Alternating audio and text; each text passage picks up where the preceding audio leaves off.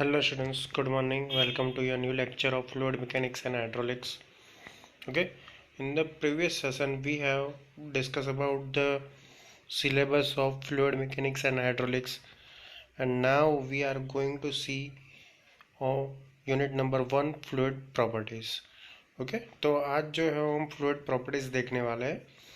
तो ये चैप्टर चालू करने से पहले मतलब फ्लूइड मतलब क्या होता है, फ्लूइड कैसे एग्जिस्टेंस में आया, और स्टेट्स ऑफ फेजेस क्या है कोई भी मैटर का, ये सारा चीज़ जो है हम डिस्कस करेंगे. उसके बाद हम फ्लूइड पे जाएंगे. ओके, तो a matter exist in 3 primary phases.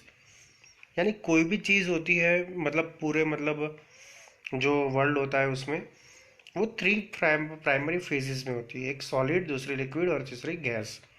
Okay, चौथा फॉर्म जो है, फोर्थ जो पोजीशन है या फोर्थ फेज जिसको बोल सकते हैं हम, उसे प्लाज्मा बोलते हैं. ओके, लेकिन प्लाज्मा अभी उतना हमारे नॉलेज में है नहीं, इसलिए हम ये 3 फेज पकड़ के चलते हैं कि कोई भी चीज़ अगर आप वर्ल्ड में देख रहे हो तो वो 3 फॉर्म में होती है, एक सॉलिड, लिक्विड और gas.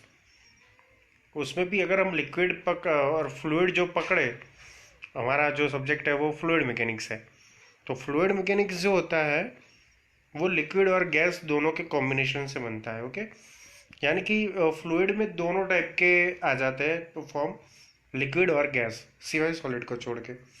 Existence of matter in this states is govern by the intermolecular attractive forces with in the substance. यानी कोई भी सब्सटेंस जो होता है उसके जो इंटरमोलिक्यूल्स यानी कि उसके जो अंदर के अणु या परमाणु होते हैं, उससे क्या होता है कि अट्रैक्टिव फोर्सेस प्रोड्यूस होता है उसके अंदर, और उसके बेसिस पे हम डिफाइन करते हैं कि ये सॉलिड है, ये लिक्विड है या गैस है.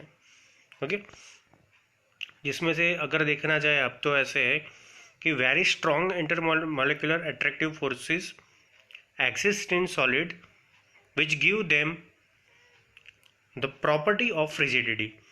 अब देखो सॉलिड्स में क्या होता है कि जो इंटरमोलिकुलर जो अट्रैक्टिव फोर्सेस है वो सबसे ज़्यादा स्ट्रांग होते हैं. ओके, तो उससे क्या होता है कि वो मतलब जो आपका जो इंटरमोलिकुलर अट्रैक्टिव फोर्सेस है वो क्या करते हैं, स्ट्रांग होने से की वजह से सॉलिड को एक रिजिडिटी देते हैं.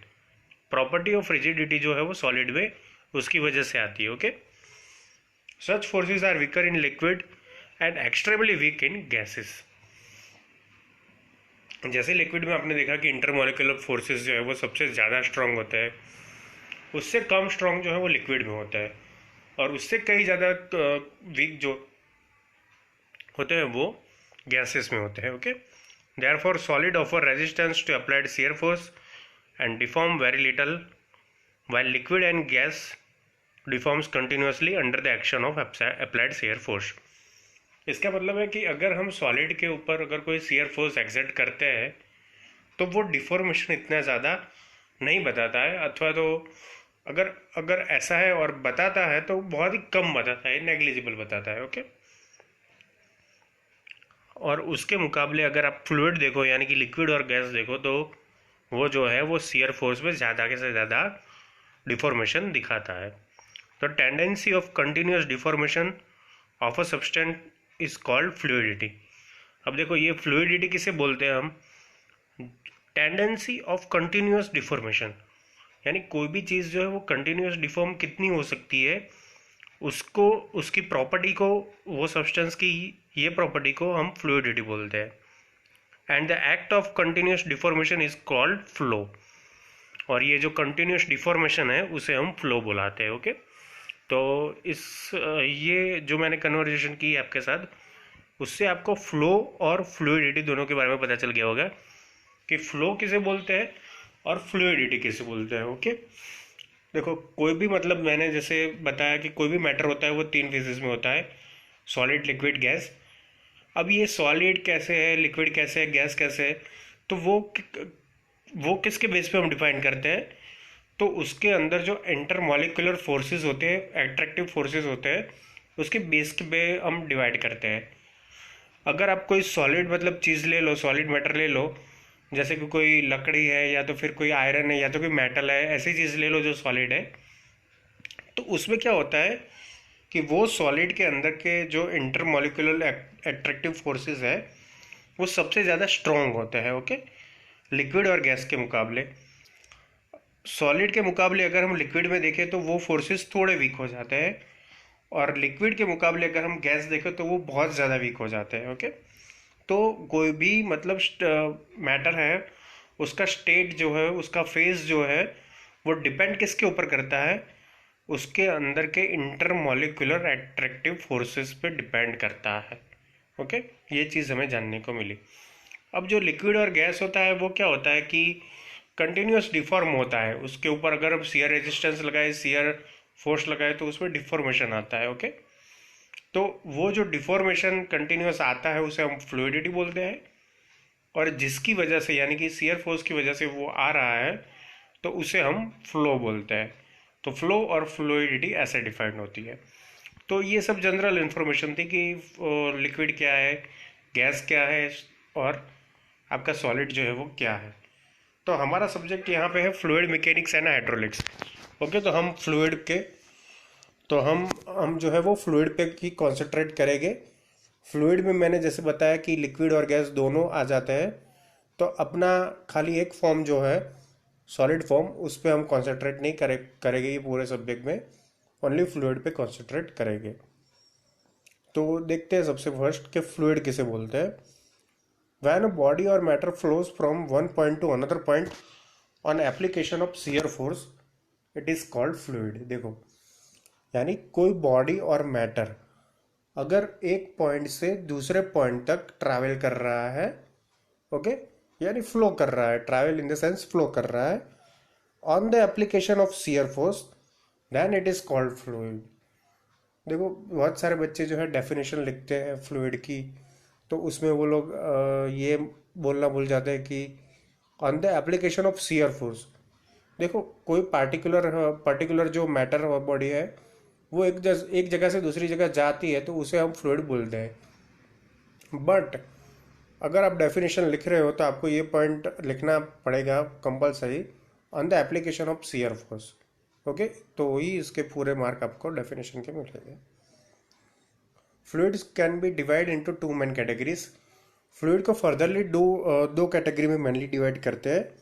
एक है फर्स्ट लिक्विड, जिसका एग्जांपल है वाटर, ऑयल, पेट्रोल। लिक्विड आप सबको पता है कि लिक्विड फॉर्म में कौन कौन सी चीज़ें होती है, तो वो सारा फ्लूइड है। और दूसरा आपका जो फॉर्म है वो gas, example oxygen, nitrogen, air etcetera, okay. तो ये जो है ऑक्सीजन, नाइट्रोजन, एयर, तो जो मतलब गैसियस फॉर्म में है उसे हम गैस बोलते हैं, और जो लिक्विड फॉर्म में है उसे हम लिक्विड बोलते हैं। और ये दोनों को मतलब कंबाइंडली हम फ्लूइड बुला सकते हैं। तो इन द सेंस फ्लूइड में दो मेन कैटेगरीज है, लिक्विड और गैस, ओके। और फ्लूइड की डेफिनेशन एक बार फिर मैं रिपीट कर लेता हूँ। व्हेन अ बॉडी और matter flows from one point two another point on the application of shear force, then it is called fluid, okay। Fluid may be further classified as compressible fluid and incompressible fluid। अब जो compressible fluid है उसे क्या बुलाते हैं देखते हैं। तो due to change in pressure, volume of fluid changes. देखो, अगर कोई फ्लूइड ऐसा है कि अगर उसका हम प्रेशर चेंज करते हैं तो उसका वॉल्यूम भी चेंज हो जाता है, तो ऐसे टाइप के जो फ्लूइड है उसे हम कंप्रेसिबल फ्लूइड बोलेंगे, ओके। उसके एग्जांपल में है गैस, ओके, यानी कि एयर। कोई भी गैसियस फॉर्म में जो भी मतलब लिक्विड होगा उसे हम, जो भी फ्लूइड होगा उसे हम कंप्रेसिबल फ्लूइड बोलेंगे। क्यों? क्योंकि प्रेशर से क्या होता है कि उसका वॉल्यूम चेंज होता है, ओके। और इनकम्प्रेसिबल में क्या होता है, due to change in pressure volume of fluid does not change. तो उसमें जो एग्जांपल है वो ऑल लिक्विड आ जाएगा, यानी सारे लिक्विड इसमें आ जाएंगे। देखो, यानी सेकंड केस में क्या होता है कि अगर हम प्रेशर चेंज करते हैं तो उसका वॉल्यूम चेंज नहीं होता है। अब देखो, मैं सिंपल एग्जांपल आपको दिखाता हूँ कि अगर आप कोई बलून ले रहे हो और उसमें एयर मतलब फिलअप कर रहे हो, तो आप प्रेशर से उसमें एयर भर रहे हो। प्रेशर से भर रहे हो यानी वो मतलब जो आपका बलून होगा उसके शेप का बन जाएगा, ओके। अगर वही बात लिक्विड में है तो लिक्विड में जो है वो उसका प्रेशर चेंज करने से उसका स्टेट जो है वो चेंज नहीं होता है, यानी कि उसका जो वॉल्यूम है वो चेंज नहीं होता है। तो इन द सेंस एक चीज़ आपको कॉमन याद रखनी है, अगर प्रेशर चेंज करने से वॉल्यूम चेंज हो जाता है तो उसे हम कंप्रेसिबल फ्लूइड बोलेंगे, और अगर प्रेशर देने से वॉल्यूम जो है वो चेंज नहीं होता है फ्लूइड का तो उसे हम इनकम्प्रेसिबल फ्लूइड बुलाएंगे। ओके, ये मतलब गैस और लिक्विड की एक दूसरी डेफिनेशन भी इसे हम बोल सकते हैं कि गैस कैसे बोलते हैं और लिक्विड कैसे बोलते हैं, और फ्लूइड जो है वो कैसे क्लासिफाइड होता है। तो फ्लूइड मेनली दो कैटेगरी में क्लासिफाइड हुआ, liquid gas, compressible and incompressible fluid. Okay, उसके बाद जो इम्पोर्टेंट है वो है difference between solid and fluid, मतलब सॉलिड एंड लिक्विड। क्या सॉलिड और लिक्विड के बीच में क्या मतलब डिफरेंस है वो हम देखेंगे। तो सॉलिड में देखो, अब सबको पता है कि इट हैज़ डिफाइनाइट शेप, उसमें एक शेप जो है वो एक डिफाइनाइट होता है कि भाई रेक्टेंगुलर है, सर्कुलर है कि ट्रायंगल है, कैसा है। तो शेप जो है वो डिफाइन होता है कि वो शेप कभी भी चेंज नहीं हो सकता है, अदरवाइज आप उसे चेंज करो। ओके, और लिक्विड में क्या होता है कि it attends the shape of the container. Okay, तो लिक्विड जो है वो जिस कंटेनर में हम फिल करेंगे ऐसा उसका मतलब शेप जो है वो बन जाएगा।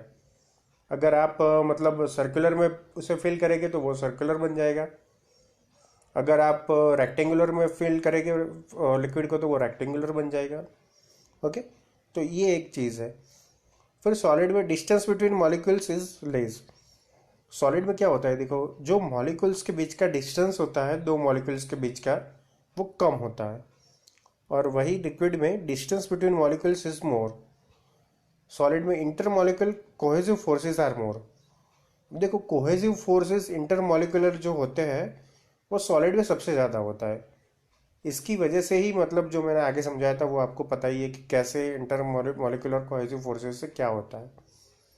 और लिक्विड में वो फोर्सेस जो है वो कम होते हैं, यानी सॉलिड से कम होते हैं और गैस से ज़्यादा होते हैं। Resistance resistance to shear force is more. Solid में मतलब शियर फोर्स को रेजिस्ट करने का पावर जो है वो सबसे ज़्यादा होता है, और लिक्विड में वो थोड़ा कम होता है, हालांकि गैस के मुकाबले लिक्विड में ज़्यादा होता है।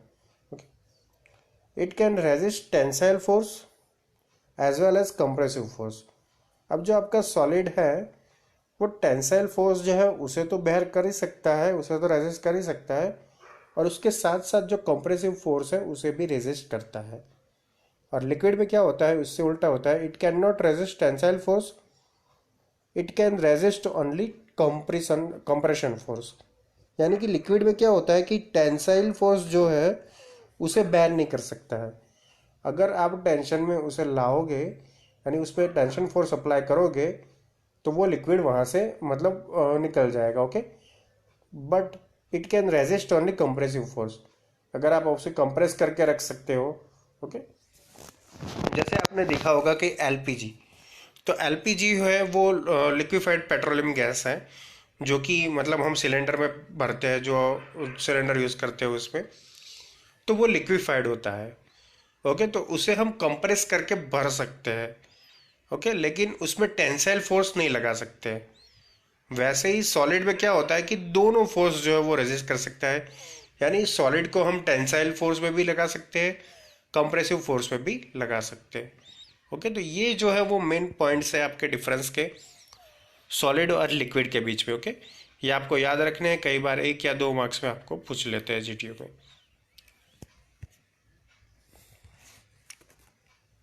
तो अब जो है वो आप फ्लूइड मैकेनिक्स पे आएंगे कि फ्लूइड मैकेनिक्स क्या है actually. Okay, fluid mechanics is the branch of engineering dealing with the study of behaviour of fluid when it is at rest और इन मोशन।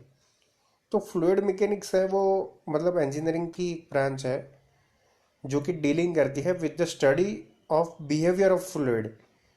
फ्लूइड का बिहेवियर कैसे होता है उसकी स्टडी करती है when it is at rest और in motion. Fluid जब रेस्ट में हो यानी कि स्टैटिक पोजीशन में हो, और मोशन में हो यानी कि वो वेलोसिटी हो उसके पास, यानी फ्लूइड जो है फ्लो कर रहा है उस टाइम पे मतलब क्या क्या उसकी प्रॉपर्टीज़ होती है, उसका क्या बिहेवियर होता है, ये सारा स्टडी जो है वो हम फ्लूइड मैकेनिक्स पे करते हैं। ओके, तो अगर आपको फ्लूइड मैकेनिक्स के बारे में अगर पूछे तो फ्लूइड मैकेनिक्स की डेफिनेशन आप ऐसे लिख सकते हैं, fluid mechanics is the branch of engineering dealing with the study of behaviour of fluid when it is at rest और इन मोशन। यानी कि फ्लूइड रेस्ट में यानी कि स्टैटिक पोजीशन में हो या तो मोशन वाली पोजीशन में हो, दोनों के केस की स्टडीज जो है वो फ्लूइड मैकेनिक्स करता है। अब जो फ्लूइड मैकेनिक्स है उसे मतलब मेनली जो 3 कैटेगरी है, 3 सब ब्रांच जिसे बोलते हैं, उसमें डिवाइड किया गया है। ओके, उसमें सबसे फर्स्ट जो है वो आपका है फ्लूइड स्टैटिक्स। तो फ्लूइड स्टैटिक किसे बोलते हैं वो हम देखते हैं। It is the branch of fluid mechanics, it is the branch of fluid mechanics dealing with the behaviour of fluid when it is at rest. यानी कि आपका जो मतलब जो फ्लूइड होता है वो जो रेस्ट पोजीशन पे होता है यानी कि स्टेडी पोजीशन पे होता है, तब उसका जो बिहेवियर है वो देखने का काम है वो आपका फ्लूइड स्टैटिक्स करता है। ओके, उसका एग्जांपल है water pressure on gates of dam. यानी कि डैम का अगर गेट जो है वो अगर बंद है और उसके आगे जो पानी होता है अपस्ट्रीम में, तो अपस्ट्रीम वाला पानी जो है वो डैम पे कितना मतलब प्रेशर एग्जर्ट करेगा, वो जो है स्टडी वो फ्लूइड स्टैटिक्स पे होता है। ओके, और सेकंड एग्जांपल है water pressure on sides and bottoms of water tank.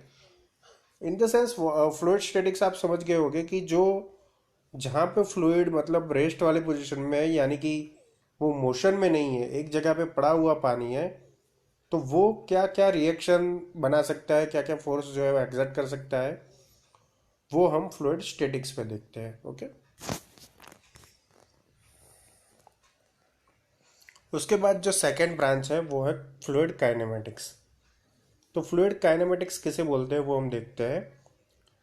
It is a branch of fluid mechanics dealing with the behaviour of fluid when it is in motion without reference to the forces responsible for flow.